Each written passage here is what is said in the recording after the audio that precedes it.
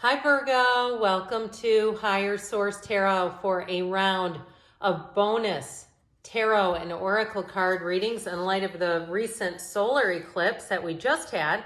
But also too, we have another astrological event taking place on the 20th when Jupiter conjuncts Uranus. Uranus, the planet of quick and sudden change, and Jupiter, of course, is known for expansion, bringing new opportunities. It's like the Santa Claus of astrology. And so as far as the eclipses are concerned, they're doorways into transformation. They empower, they clear out, they herald endings, and they also open us up to new beginnings. And so think of the eclipses as the life cycle, the cycle of life itself. And so we're going to start off the reading with a card from the Moonology manifestation deck, the new moon in Aries. Go for it. Okay, so that is going to be the theme for the readings. We're going to head into a money reading first, and then we'll hear about love. All right, what advice do you have for Virgo, Sun, Moon, Rising, and Venus to attract financial abundance and prosperity? What does Virgo need to know about money, please? Advice for Virgo. All right, we are going to have a 4-card reading with an oracle card in this money reading today. You have here the 5 of Wands, the Star, getting better as we speak, the Justice, okay, and then in the advice, you have the High Priestess. I almost said Hierophant, pardon me on that. 3 major arcana. That is a significant turning point when you only have 4 cards in a reading. We have Aquarius and we also have Libra here, but I feel like you're coming out of kind of a dog-eat-dog situation.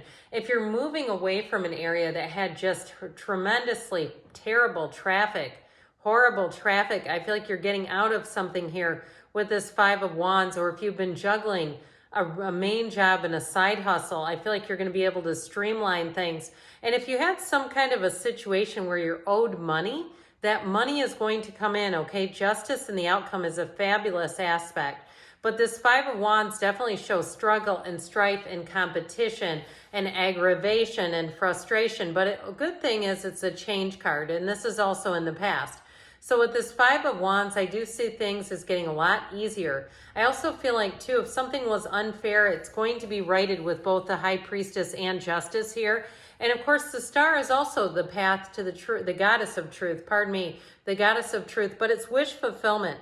So I feel like they're saying be easy about things, go for it, but be easy in terms of if you're trying to fight for something in terms of money that's owed, not to allow it to consume everything about you, because this is telling you you have better times ahead here.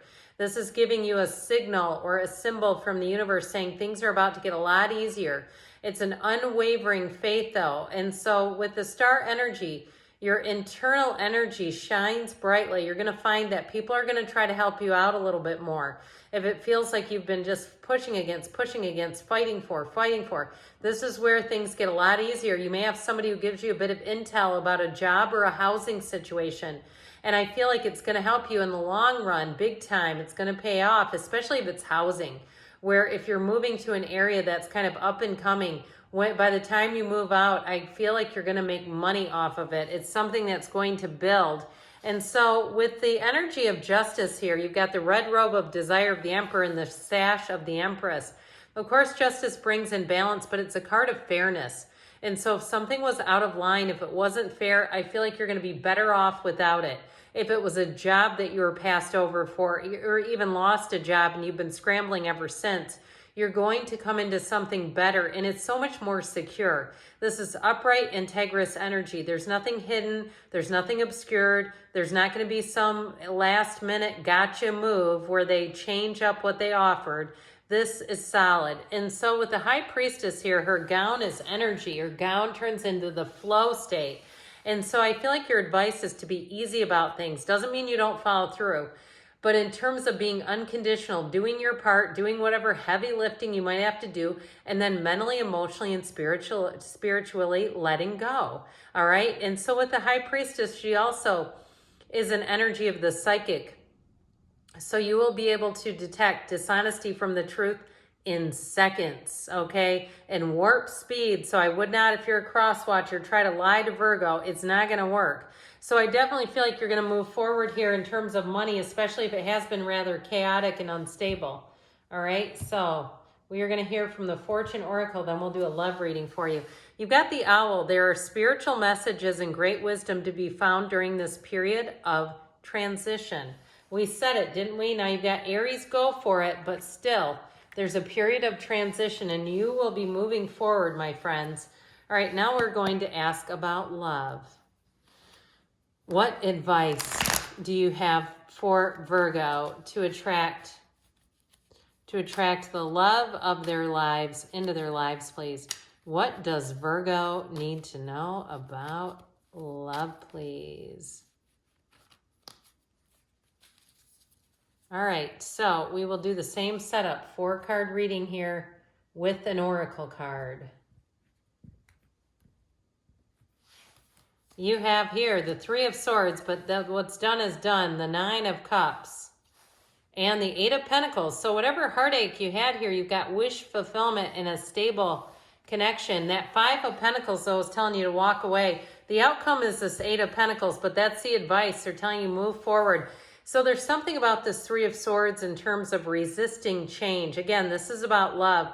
You have water, earth, and air here. But I do feel like with this, if you had some heartbreak and you were trying to reconcile or trying to make sense of it all, and that's such a difficult thing that we face as humans, trying to understand why someone would hurt us, trying to make sense of it all. It's such an act of futility. We just don't have time for that stuff. And I feel like if they showed you what they showed you, we got to accept it for what it is and not try to make it make sense. Okay, sometimes we have human behavior is completely illogical. So I do feel like whatever this 3 of Swords was an ending, and it's time to embrace it. We embrace those endings in the tarot, because with the 9 of Cups, you have wish fulfillment.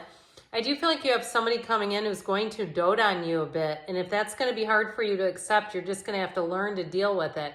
This 9 of Cups, though, is someone who's very thoughtful. They do a lot of little things. They're going to listen to you and pay very close attention to you. So be ready for that. If you're used to kind of being ignored, you're not going to be with this one. This 9 of Cups, too, is someone who's going to be quite proud to be with you, but I feel like it's reciprocated. 9s are wonderful numbers. They're cards of attainment. This one is definitely very loving. And so I feel like whoever you're attracting, they have a great smile, too. I do feel like they might have a tiny chip on a tooth on the side. Okay, it's not like a noticeable thing, but I do feel like if they mention they have a chipped tooth, they're talking about this, okay? But I just feel like whatever it is, they take it in stride. They make comedy out of everyday things, too. They're a lot of fun energy. And like I said, they're just kind of easygoing. But I'll tell you what, when they are with you, you're going to feel like you're the only person in the world. There's something about their intensity and focus. They find it rude to be on a phone and scrolling when you're on a date or you don't see each other every day. They find that to be quite rude. So I feel like they won't do things that are going to be distracting or make them be in another area. What's the point of going out on a date if you're going to be in your phone anyway? So unless it's to show you something, okay, that would be different. If they say, hey, let me show you this, it's hilarious. That's one thing. But I mean, ignoring you and being engaged in other things, no, I just don't see that.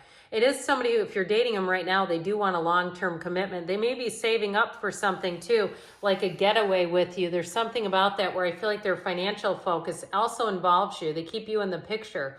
And so with this 5 of Pentacles, it's time to walk free of something that didn't work out with this 3 of Swords. It's time to go and feel the pull. The pain pushes until the vision pulls. So if you're a total eclipse of the heart right now, it's time to let the sun shine again. All right, it's time to move forward and move on to something else. But let's see now. And this person's so delightful. Why wouldn't you? What the whispers of love want to tell you. Treasure your loved ones. It is important to love others deeply. Love to receive, right? We get what we give. Good things are on the way for you, Virgo. I love you, and I'll be back again soon.